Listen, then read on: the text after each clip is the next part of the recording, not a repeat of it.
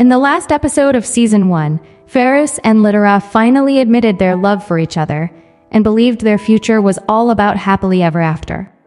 But then Noah, the god, tried to do some good by sending Ferris's old letters back to Littera.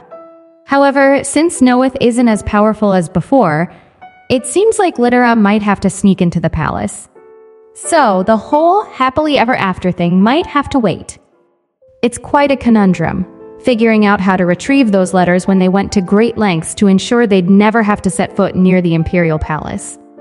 But now, it looks like they can't avoid it. As you'd guess, the palace has top-notch security, so sneaking in is a big no-go. Even nobles can't stroll in without a good excuse, and if they manage to get inside, they can't just wander freely. They could try using Ferris's royal lineage to establish a connection with the palace, but that would drag them into politics, which they'd rather steer clear of, and it'd take forever. The urgency here is that Ferris is a stickler for formalities. He addresses every single letter to Littera as to Her Imperial Majesty Littera. If the current emperor catches wind of those letters, their only option is a one-way ticket to the afterlife. Priest Honor is seriously concerned about this and is more than willing to lend a hand for the sake of keeping the peace in the empire. So, Priest Honor and Littera, who's undercover as an assistant priest, teleported right into the imperial palace. Since the Noeth Carnival is still rocking, Priest Honor gives the palace guards a good reason to give their blessings to the palace. After going through some security procedures, Priest Littera is given the green light to enter the palace. Once inside, Littera, who still remembers the secret passage, wastes no time in retrieving those letters. Even though she feels a bit uneasy about returning to the place where she met her demise in her past life, she's not alone this time, and she's confident she can conquer her fears. Before Littera went to grab her letters from the imperial palace, Ferus actually wanted to tag along, but, there's no discreet way to hide that imposing figure of his. So, Ferus came up with a plan to help Littera buy more time while searching for the letters. However, Littera has absolutely no clue about Ferris's scheme. Meanwhile, the Emperor is having a relaxed meeting with Marquess Tekka. This guy is pretty thankful that Marquess Tekka is keeping an eye on Ferris for him. It's quite ironic, considering that the Emperor's obsession with Ferris blinds him to those who might actually be plotting against him. Suddenly, a knight bursts in, reporting that a northern beast has somehow made its way into the palace. The Emperor rushes out to check on the situation, and there's Ferus, with his intimidating presence, casually asking the Emperor for a birthday present for his wife. Wait, what? Finally, Littera makes it to her old office from her past life. She tries to open the secret hiding spot where she used to stash the letters, but it's stuck tight. She realizes that in her previous life, she created that secret spot herself. So in this life, she might have to resort to digging up the floor? Oh dear! Life just never seems to cut her any slack. Meanwhile, Ferus is still causing a ruckus on another side of the palace. Even though the Emperor has given him a list of birthday present options, he's still not satisfied. The Emperor can't believe he has to deal with Ferris like this, but he can't simply send him away, given that Ferus plays a vital role in keeping the North safe for the Empire. There might be others who could replace Ferris, but they can't afford to use them for monster slaying. That kind of brutality requires a true savage. And there goes Ferris again, making excuses to turn down the presents the Emperor offers. He's like, "This won't do. That's too cheap. This jewel has a scratch," and so on. Meanwhile, Priest Honor is growing anxious because Littera still hasn't returned. But then, relief washes over them because Littera has made it back. Phew! Now, they need to make a quick exit from the palace. As they walk down the hallway, suddenly they freeze, and Littera is utterly shocked to cross paths with the one person she absolutely didn't want to encounter. Oh no! When the priests come into view, Everett, the crown prince, flashes a grin and asks if they're here to sprinkle some blessings on the palace. He then strolls over to them, offers some advice to wrap things up quickly and get out of there today. He explains that there's a wild beast on the loose inside the palace now. Littera does her best to maintain her poker face, even though she's secretly irritated that Everett just referred to her beloved hubby as a wild beast. So, they request permission to make their exit. But as they're about to leave, Everett puts a halt to their plans. He senses some powerful energy coming from the box Littera is holding. Oh no! Priest Honor starts to get a bit anxious.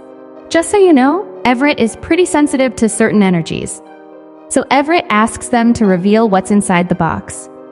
Littera then pops open the box, revealing a collection of objects that she claims enhance the effectiveness of their blessings. She also explains that the energy the Crown Prince sensed was the holy power infused within these items. Fortunately, Littera had everything ready beforehand. She's got that box, a real masterpiece from the Mage's Tower. Its standout feature is its ability to create a deceptive illusion of its actual contents. With no fear left when facing Everett, Littera asks for permission to make her exit. But something strange happens to Everett. He can't shake this sudden desire to possess that female priest he'd only just met. The moment he realizes that Littera regarded him as if he were insignificant, for some reason, all he can think about is claiming her as his own. Littera hurries to the meeting point where she's supposed to find Ferris. When she spots Ferris heading in her direction, she calls out to him and without missing a beat, she leaps into his arms, letting him know how much they've missed each other. But, oops, they completely forgot about Priest Owner. Even Littera's wig falls to the ground in the rush. They decide to take a breather nearby, and Priest Owner suggests going to the church, since most folks are busy with their blessings, so there should only be 1 or 2 people around. But guess who they bump into there? High Priest Astrum. This sight shocks them all big time. Like seriously, there's no rest for the wicked. High Priest Astrum, Noeth's human representative, and a guy so influential that even the Emperor has to watch his step around him, plotted to mess with Ferus and Littera, and as a consequence, got disconnected from his god as a form of punishment. Now, he's playing host. Astrum thinks it's a fitting part of his redemption to see Littera again while he's running an empty church. It's kinda surprising to Littera how different Astrum is acting now. When she severed his connection with his beloved god, he was a wreck, and she half expected him to turn bitter. But if anything, he seems at peace. Littera is pretty sure Astrum must be curious about her disguise, but he hasn't mentioned a word about it. Yet something doesn't add up. If he's truly repented, why is he still living with the restrictions Littera imposed on him? Seeing that Littera is lost in thought, Ferris decides to be considerate and starts feeding her, even confirming that the food is safe to eat. But suddenly, Astrum gets up in a fluster, unable to believe that Ferus could see him that way. Ferris then asks Astrum if he's implying that he has no hard feelings toward Littera. Well, of course, Ferris had the same suspicions as Littera. It's hard to completely trust the High Priest. Astrum takes a deep breath and tries to explain that it's entirely his fault that they can't trust him. Though he apologizes, he feels like his apologies are somewhat meaningless as long as he remains in that state. This prompts Littera to question why he's still in that state, even though his attitude towards her husband has clearly changed. Astrum somehow realizes that he needs to completely change his way of thinking to truly repent as Littera hoped. Since he was born, he's always felt a strong connection to Noeth, and for an orphaned kid like him, that bond was more valuable than anything.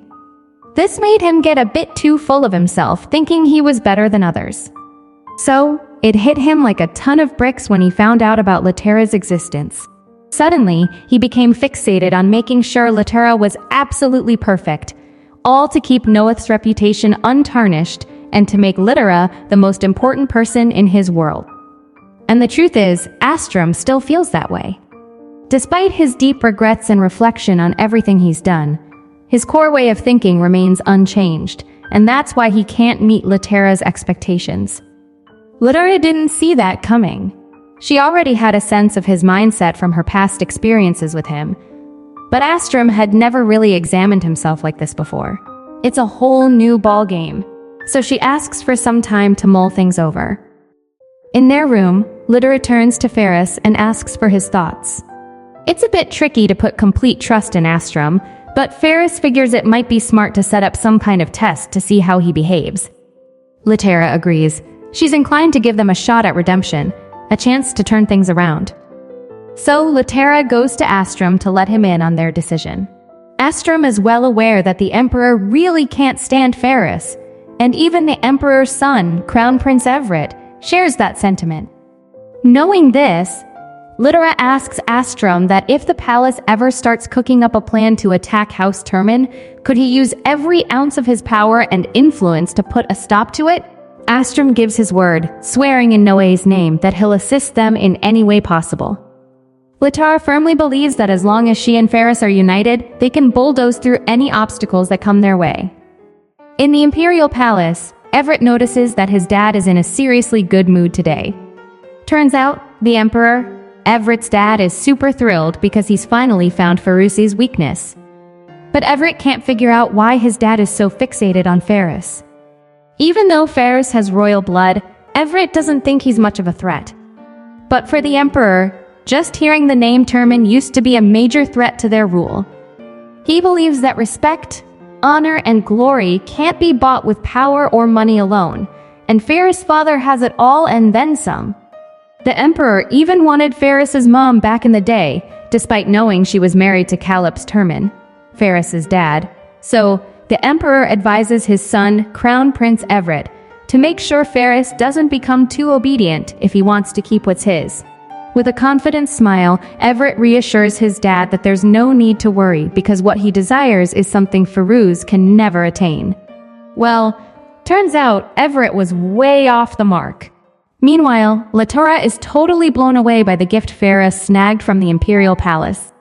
Ferruz is over the moon about scoring those jewels after basically hustling people at the palace. Littera thinks this gift is the coolest thing the Emperor could give, and she can't believe the Emperor was actually willing to part with it. Ferris, on the other hand, thinks the Emperor's gotten the wrong idea, assuming he's discovered Ferris's weak spot and is probably patting himself on the back right now. "You nailed it, Ferris." Littera thinks what Ferris did is pretty amazing. Even though he wants nothing to do with the Emperor, he was willing to confront him for her sake. So, Littera asks Ferris to help her put on the necklace. Although what Ferruz did leaves a little weight in Littera's heart, she decides to accept that feeling.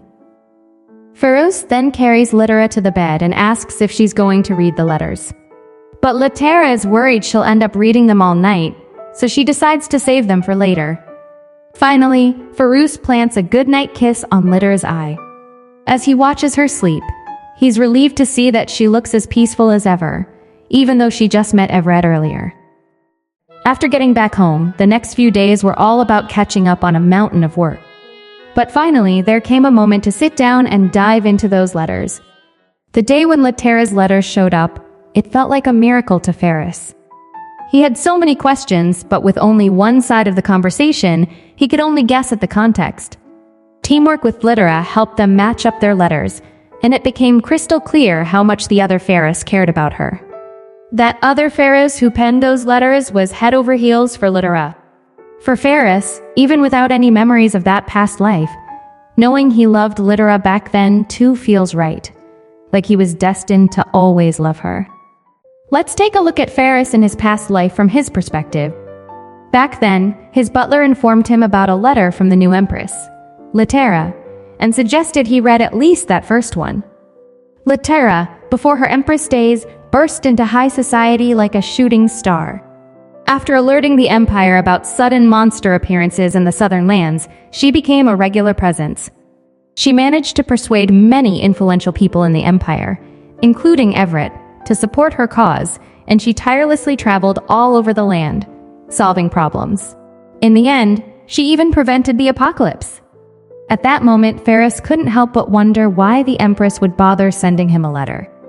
He pondered if it was some kind of trap, or perhaps an attempt to keep tabs on him, much like the previous Emperor did. He even considered the possibility that Littera might want to scold him and the northern region for not lending a hand when the world was in peril. But whatever the reason, Ferruz couldn't help but think that for someone as famous as Littera, she seemed to have a lot of free time on her hands. He secretly wished she'd just leave him be. Still, he felt honored that Littera, the new empress, had taken the time to send a letter to the northern beast. With a mix of curiosity and respect, he decided to go ahead and read the letter. When Ferris read the letter, something about it just didn't sit right with him. So, he turned to Jurgen, his trusty butler, and asked if the letter was genuinely from Empress Littera. Jurgen confirmed that it was indeed a real letter from Littera herself. He inquired if there was an issue with the letter, to which Ferris explained that he couldn't wrap his head around it. In the letter, Littera was apologizing to him for not considering him a legitimate heir to the throne, and Ferris thought it sounded like nonsense. The end-of-the-world scenario that Littera had averted was genuinely apocalyptic, where traditional authority held little sway. In that dire context, the significance of the imperial house of Redom dwindled to insignificance, just like any other. Meanwhile, every living being in the empire owed their lives to Littera. Who could reasonably deny her the right to the throne? Even Everett's decision to step aside in the line of succession was a pragmatic move to preserve the honor of House Redom as much as possible. This reality made Ferris question what right he, a mere collateral branch of the Redoms known as a beastly monster, had to assert his own claim to the throne. He grew frustrated and assumed that Littera was somehow mocking him. However, Jurgen chimed in with his 2 cents, suggesting that maybe the one thing Littera didn't see in Ferris was a monster. Despite hearing all the rumors about Ferris, Littera didn't hold the same prejudices as everyone else. But even with Jurgen's perspective, Ferus couldn't easily believe it. So he decided to compose a response to Littera's letter. From that day on, Littera and Ferris kept up a regular exchange of letters. They talked about all sorts of things, shared advice and random chit-chat, and her guidance often proved to be priceless. Throughout their correspondence, there was no room for political maneuvering or trying to gain something from each other. It was just plain friendship. Ferus began to wonder if he could dare to hope. With House Redom's decline, he no longer needed to pretend to be a beast. He pondered whether it would be safe to offer his unwavering loyalty to the Empire's new leader. Then one day, Jurgen told Ferris that Littera wanted to repay him for his service. This sparked an idea in Ferris's mind, and he promptly sent Littera a letter. In it, he expressed that he didn't want or need a reward. If he could have one wish, it would be to pledge his undying loyalty to her. After that day, Ferris became increasingly extravagant. Whenever he got bored, he'd come up with any excuse to send Littera all sorts of gifts or designate large portions of land for her private use. On her birthday, he would shower her with gifts befitting her status. Even though he was pretty sure he was going a bit overboard, she had no grounds to complain since she had told him he could have whatever he wanted. Then, out of the blue, Jurgen asked if Ferus had fallen in love with Littera. Ferris tried to brush it off, saying it was a ridiculous notion. Jurgen even mentioned that it wasn't just him thinking that way. It seemed like everyone in the castle had the same idea. Still, Ferris insisted that his feelings for Littera went no further than the deepest of friendships. Jurgen showed he understood why Ferris might be reluctant to admit the truth, but then he dropped a bombshell. He pointed out that Ferris adamantly denied having any romantic feelings for Littera. Yet he had a full-size portrait of her proudly displayed in his office, something no one in the entire empire did for just a friend. Ferus kept trying to explain it away, saying he got the portrait from the Empress, who had also given it to other nobles. But Jurgen wasn't buying it. He mentioned that even so, he was pretty sure none of the other recipients wiped it clean daily and stared at it for hours on end. Ferris came up with another excuse, saying he was just keeping it free from dust. Then, Jurgen hit Ferris with some shocking news.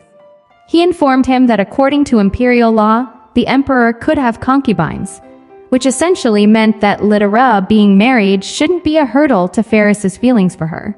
Ferris' eyes practically bulged in surprise. Jurgen teased him, suggesting that if Ferris were tempted, though Ferus continued to deny it. But then Jurgen reminded him that Littera was way out of Ferris's league, and he'd likely face rejection if he ever confessed his feelings. However, Jurgen reassured Ferris that, as his loyal butler, he'd always be there to offer comfort. Ferus told Jurgen that he'd already made up his mind never to leave the north to avoid becoming a hindrance to Littera. He then ordered Jurgen to leave, claiming he had a new letter from Littera to read. In the letter, Littera sought Ferris' advice. She mentioned that someone she cared deeply about seemed to have crossed a line in their perception of her. As much as it pained her, she was contemplating the need to sever ties with this person. She then asked Ferris what he thought she should do. All of a sudden, Ferris had a nagging feeling that Littera might be referring to him. Ferris started thinking that maybe Jurgen had a point, and Littera was now trying to hint for him to back off. After Ferris read that letter, he couldn't deny that he had some sort of affection for the Empress, but he never saw it coming. As if it weren't already bad enough that everyone believed he was head over heels for Littera. Now she dropped that letter on him. Ferris got seriously annoyed, thinking he might be going crazy, and he wouldn't blame Littera if she decided to ghost him. He pondered when his feelings for her had started to blossom because there were countless reasons to adore Littera, and he couldn't pinpoint just one. Ferris thought that Littera was incredibly kind. Instead of scolding him for his inappropriate feelings, she had actually helped him grapple with them on his own. Those overpowering emotions and those shameful thoughts, Ferris didn't want them to fade, even if it made him possibly the worst friend ever. After realizing the depth of his emotions, Ferris was convinced that Littera must have felt uncomfortable, and all he could do was patiently await her decision. In his response letter, he expressed that he couldn't fathom how Littera might have felt during that time, but he did understand that no matter how precious a relationship was, if it only caused her pain, it was like poison. For the sake of the days ahead, he suggested that it was best to let go when the time came, whatever choice Littera deemed right. He assured her that no matter what, he would always be sending his best wishes for her happiness from a distance. After sending that letter, 3 long months had passed without any word from Littera. Ferris knew he should have accepted that it was over by now. But there he was, growing increasingly frustrated, still waiting for Littera's letter each and every day. Then, out of the blue, Nikki rushed in and handed him a letter from Littera. Ferris practically lunged to snatch the letter from Nikki's hand, his heart racing. He quickly put on his glasses, hands trembling as he read Littera's apology for her prolonged silence. She didn't beat around the bush and went straight to the point, revealing that she and Everett had divorced.